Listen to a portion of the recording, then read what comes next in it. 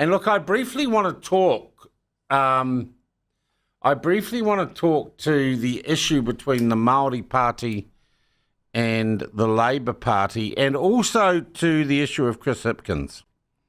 And I have been watching, though keeping my mouth for me relatively shut, about the polls and everything until I could figure out what I felt was happening. And here's what I think is happening.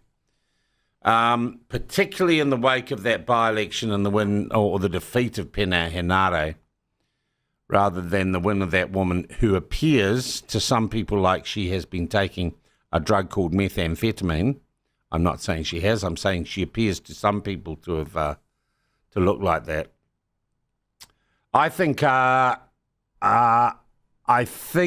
the, if you like, alliance, unwritten alliance between the Māori Party and the Labour Party is at an end.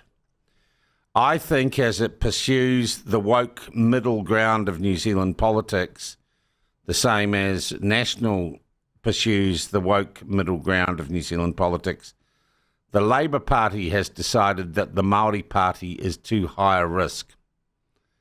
And the long bromance between John Tamahiri and Willie Jackson appears to be evaporating or to be in abeyance.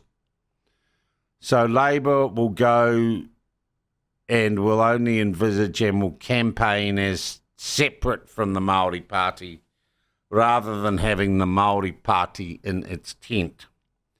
And I think we already see that change of attitude resulting in a resurgence of confidence from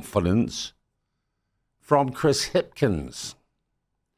And an attitude from Chris Hipkins that it is no longer being bowed down and manipulated by Willie Jackson, who could bring the power not just to the Māori caucus, but also of the Māori Party MPs to debates within the Labour Party. I think Hipkins is in the ascendancy within the Labour Party. He's also found out, unreliably informed, what the hell a woman is.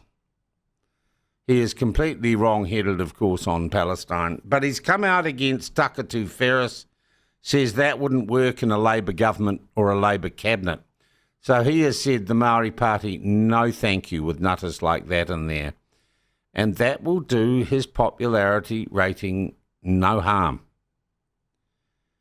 And once again, I think the National Party has to look, if a guy like Hipkins can rehabilitate himself, why can't Luxon? Why is Luxon, the incumbent Prime Minister, so far behind in the leadership polls? And does the National Party need a new leader to combat that?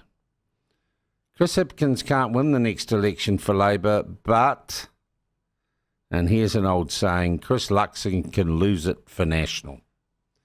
Because oppositions don't win elections, governments lose them, and the leaders of governments and parties lose them.